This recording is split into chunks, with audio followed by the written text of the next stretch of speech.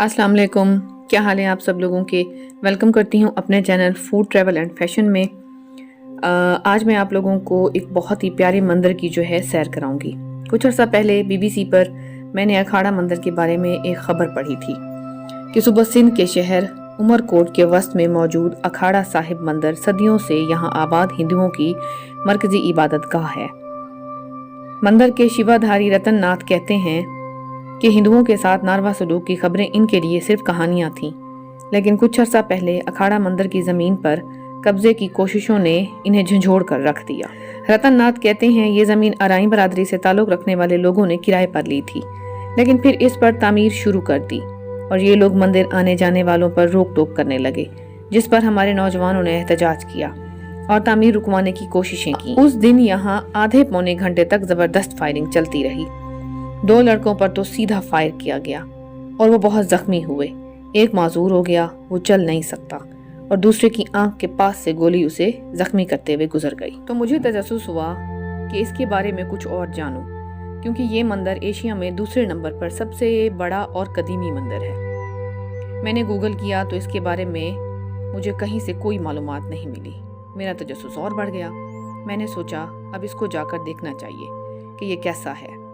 मैं कोट अद्दू से 1300 किलोमीटर का सफ़र करके थर के शहर उमरकोट पहुंची, जो अकबर बादशाह की जन्मभूमि की वजह से मशहूर है। वहां जाकर मैंने सीधा इस मंदिर का रास्ता इख्तियार किया और इसके मनाजिर देखकर मैं दंग रह गई।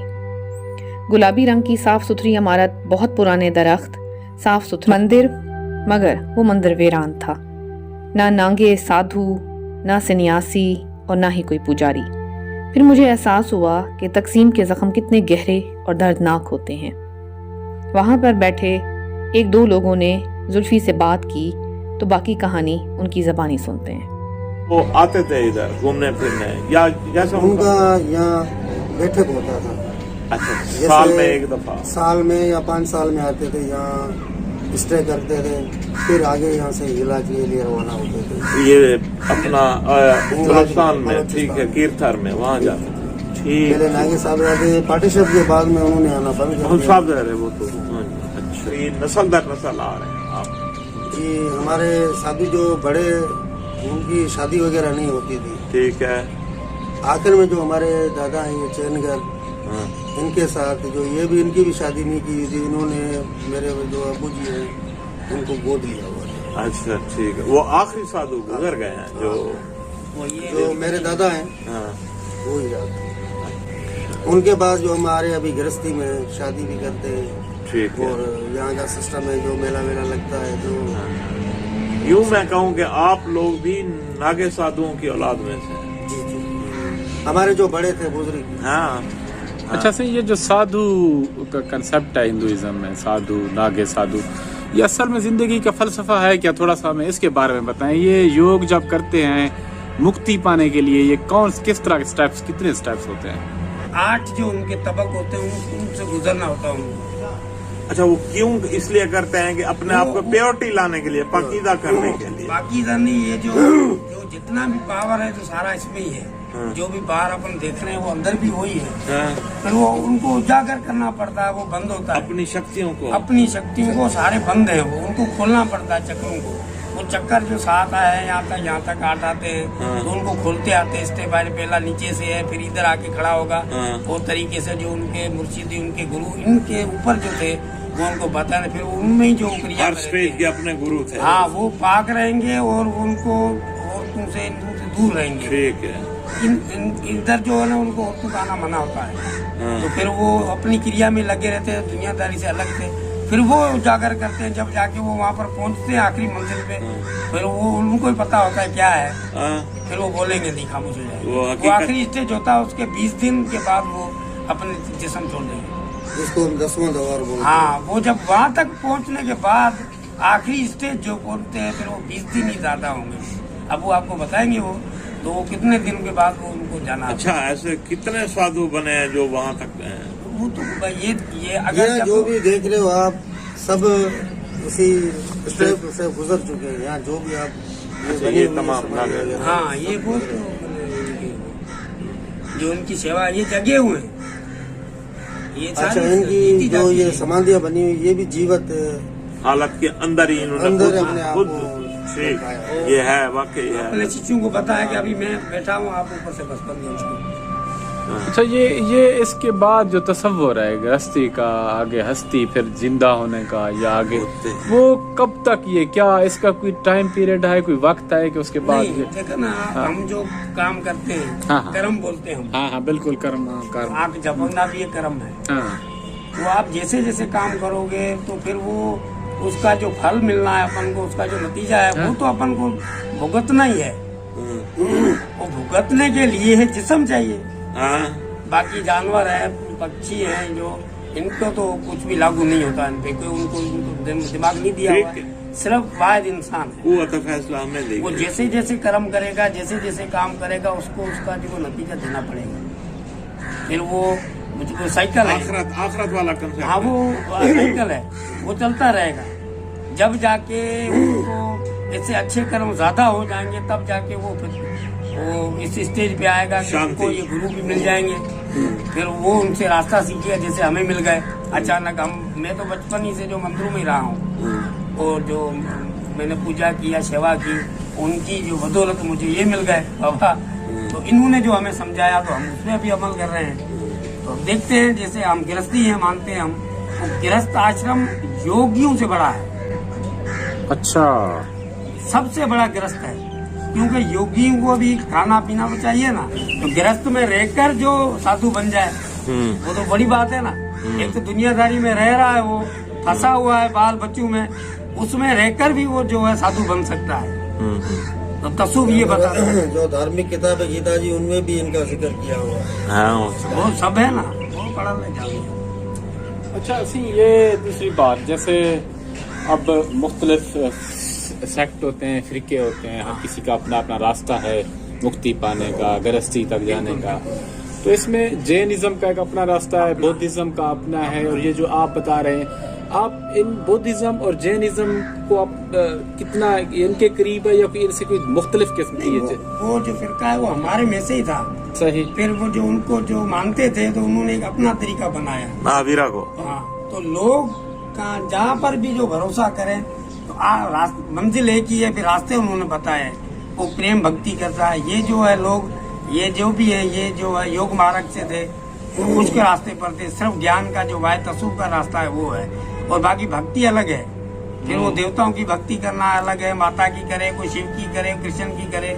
जो मीरा भाई आपने सुना होगा, हाँ वो भी थी, वो भक्ति थी उनकी, प्रेमा भक्ति इसके गए, वो थी। अलग अलग रास्ते उन्होंने अपनाए, फिर उन्होंने अपने जो है छोड़े, वो ऐसे करो ऐसे करो। तो आप दरख्त को काट सकते हैं, या जैसे मतलब जैनिज्म, या मैंने जितना पढ़ा हाँ, है वो उन्होंने ये कहा है भाई इसको, क्योंकि जो है रूह तो सब में है ना। हाँ, हाँ। खुदा सब में बसता है। हाँ। वो उनका ये काम से भाई इसमें पत्ते में भी खुदा है, हाँ बिल्कुल, इसको भी मत काटो, बिल्कुल। इजाजत मांगो। बिल्कुल। ये बने तो अपने इंसानों के लिए है, अपने फायदे के लिए बने हुए, तो उनका ये कहना है कि इजाजत लेके फिर काटो। सही। अपन तो जैसे तैसे आया, तोड़ दिया, बाजू में खड़े हैं, वो फूल तोड़ अच्छा, दिया। अब वो इजाजत मांगने का तरीका क्या है? वो तरीका कैसे है, मांगी जा सकती उनसे है? वो फूल का नाम लेके उसको हाथ बांध के इजाजत लेनी पड़ती, मुझे माफ करना, मुझे जरूरत काम है। के लिए चाहिए, सही, फलाने काम सही। के लिए जरूरत है, मैं इसलिए ले रहा हूँ, आप हमें माफ करना। तो ऐसे इजाजत लेके उनका वो अपना काम चलता। इस तरीके से जो है सबने अपने अपने रास्ते बनाए हैं। ये थोड़ा सा यही बताए, जो ये रास्ते आप बता रहे हैं, सन्यासी है, जोगी है, या योगी है, या जैसे ये बता रहे हैं आप, तो ये स्टेजेस जो है ये सारे हिंदुइज्म से ही रिलेटेड है, मजहब एक है उनका, आगे रास्ते आप अलग अलग हैं उन सबके। वो ये जो सन्यासी है ना, उनका कोई मजहब नहीं है, ठीक है। किसी भी रिलीजन से हो। अगर वो उनके आ गया, उनमें सन्यास बनना चाहता तो सन्यासी बन गया, तो फिर वो सन्यासी ही कहलाएगा। वो अपने नहीं बताएगा कि मैं मुस्लिम हूँ, या मैं माली हूँ, या मैं सिख हूँ, ये नहीं। उसके पास, उनके पास जात पात नहीं है। अच्छा। वो सन्यासी है। सन्यास का मतलब जो त्याग, उसको संसार वगैरह दुनिया को छोड़कर एक साइड पर होके जो उसका फिर मजहब से मालिक का नहीं, नाम, कोई बात नहीं। नहीं। उनका कोई वास्ता नहीं। मालिक की इनका जो कोई मजहब नहीं है। मालिक का नाम लेना चाह रहा है कि भाई मेरे को, कबीर साहब कहते हैं ना, वो मना वो साधु से जात मत पूछो, हाँ बिल्कुल उनकी तो सही, कोई जात नहीं। बिल्कुल सही, बिल्कुल सही। ज्ञान पूछो, नॉलेज लो उनसे, इनका कोई मजहब नहीं है। और फिर उसके बाद जो जोगी या योगी जिसको कह रहे हैं वो क्या, उसका क्या तरीका? योग और जोग वो एक ही योग बात और है। जोग एक ही बात है ना। वो जो फिर टाइम की वजह से जो जिस तरह जुबान चेंज होती है, लैंग्वेज चेंज हो जाती है, इस वजह से योग की बात योग आ गया, सही। एक ही है। योग जुदाई भी तो है। वो रास वो उसमें तो मजहब का पहलू रहता है, जैसे सन्यासी तो बिल्कुल मुक्त हो जाता है ना हर चीज से। तो योग या जोगी उसमें रहता है या वो योग भी? यानी कि वो जो रियासत करता है ना, हाँ, उसको कहते हैं। हाँ योग की, उसको कहते हैं योग। सही जोगी या सन्यासी एक ही लाइन के हैं। सही सही। एक ही है, दो अल्फाज जोगी है है। रमता जोगी, हाँ, घूम रहा है बस, वो उनको क्या है, उनको भीख मांगी खाया घूमता रहता है। जोगी भी है, जोगी भी है। योगी अपना योग करेगा बस। और ये साधु, फिर साधु के अंदर भी बहुत साधु सारी जो चीज़- साधना करता है, साधना करता है, अंदर की खोज कर रहा है, वो बैठा हुआ है, सही उसको सही। साध रहा है, यानी कि वो प्रयास कर रहा है अंदर से, उसको साधु कहते हैं। साधु के लक्षण होंगे, उनको आप गाली दे तो कुछ भी कहो वो हंसता रहेगा। वो कैटेगरी है ना एक। तो फिर साधु के बाद जो गुरु, फिर उसके बाद गुरु की जो उनसे जो सीख कर बाद में सब कुछ जानकर उस रास्ते से होकर आते हैं, फिर उनको ये हुक्म मिलता है कि भाई आप तुम्हें जो है दूसरों को सिखाना है, फिर वो गुरु हो जाते हैं। अच्छा, इसमें थोड़ा सा मैं माजरत के साथ कुछ चीजें सीख रहे हैं। जैसे ये अब एक तो ये सिलसिला रहा है, यहाँ पे जोगी भी आए, योग भी हुआ, सन्यासी भी आते जाते रहे। अब आप कह रहे हैं यहाँ नहीं आता कोई, काफी अरसे से बंद है। तो उसके पीछे क्या वजह है? ये आपस की जो तकसीम हुई है वो वजह है? यहाँ पे तो तकसीम के मैं देख रहा हूँ, इस मुल्क बिछड़ने, आपस में अलहदा होने के बहुत ज्यादा असरात मुझे नजर आए, मैं देख रहा हूँ। तो वो आप उन लोगों को मिस भी करते हैं, याद भी आती है उधर जाना आना, इस तरह कैसे आप जा रहे हैं? अभी ये एशिया में दूसरे नंबर पे बताया जा रहा है, दूसरे तीसरे नंबर पे अखाड़ा ये बड़ा है। अच्छा, हाँ, ये बड़ा अखाड़ा है। सही। तो अभी उनका यहाँ ना आने की वजह ये है कि अभी वो माहौल नहीं रहा, वो इधर उनके लिए आए तो फिर वो नहीं है, सिस्टम नहीं है। तो यहाँ से आते थे, यहाँ बैठक थी, फिर यहाँ से हमारे कुछ तीरथ हिंगलाज है, उधर चले जाते थे, भाई हिंगलाज देखनी है, उस वजह से वो वहाँ से आते थे। उनको पता पड़ता था कि यहाँ पर तीर्थ है, तो फिर वो यहाँ आए, बैठा, जो है आराम किया, फिर चले गए पैदल। फिर वो जो शाह लतीफ गए थे, वो यही वहाँ से गुजरे तो उनके साथ चले गए। अच्छा, इसमें मुझे एक चीज और समझाएं थोड़ी सी। जैसे अब आपके पास साधु नहीं है, गुरु नहीं है, गुरु तो है यहाँ हमारे पास। अच्छा गुरु है, साधु, और वो प्रैक्टिसेस नहीं है जो यहाँ प्रैक्टिसें होती थी हिंदुइज्म की या बहुत सारी चीजें, वो नहीं है, वो अभी- कम हो गई हैं। तो आप अपने अंदर को पाकीज़ा करने के लिए, अपने आप को खोजने के लिए, तो फिर कैसे वो रास्ते अख्तियार करते हैं? हमारे पास उनके सीखे हुए गुरु, जैसे बाबा हैं, हाँ तो इनके जो गुरु थे इन्हीं में से थे। हाँ वो जो है वो भी इनमें से ही थे, तो वो बहुत बड़े पहुंचे हुए गृहस्थी थी। हाँ, वो भी गृहस्थी है, उनके भी बेटे हैं इधर, अब इधर ही है शहर में, उनकी भी ऐसी समाधि बनी हुई है। सही। हमारा की नालो अपना खेतपुरी साहब। खेतपुरी साहब नाम था उनका। तो वो भी नांगे बाहों से सीख के आए थे इनके। जो उन्होंने उनके चेले शिक्षा, थे। हमारे जो बड़े थे ना, उन्होंने वहाँ से शिक्षा ली थी। अभी उनके सिखाए हुए रास्ते पे हम भी उन्हीं रास्तों पर चल अब रहे हैं। उनसे जो सीखे हैं हम सीख उनसे रहे हैं। हम सीख रहे हैं। सही। तो शिक्षा इस तरह आगे इस बढ़ तरह रही। ये नहीं कि वो एक दूसरे के कन्वर्ट होती है ना। हाँ, अभी हम इन पे ये गृहस्थी आश्रम में यानी कि फर्ज है, है। पर जगह उन्हीं पे है। सही, कोई जगह सही। जैसे सीना ब सीना जो मुंतकिल होती है ये सही चीज़, इसे सही नहीं मिलेगी। सही जैसे सही। 300 साल से अभी 200 साल से अभी गृहस्थी वाले आश्रम में यहाँ बैठे हैं हम, महाराज हाँ, गोस्वामी। हाँ, हमसे 200 साल पहले जो बगैर शादीशुदा थे, उनके बाद जो आए, जैसे ये पाटेश्वर के पहले ही कुछ साल, फिर जो गृहस्थ वाले सो यहाँ बैठ गए, तो उनको भी शिक्षा उन्हीं से मिली हुई थी। मतलब अब ऐसे ही प्रिजर्व कर दिया गया। ये क्या थोड़ा सा कंसेप्ट है, इसके बारे में मुझे बताएं। जीते सम्मान जी को। जी हाँ, यस।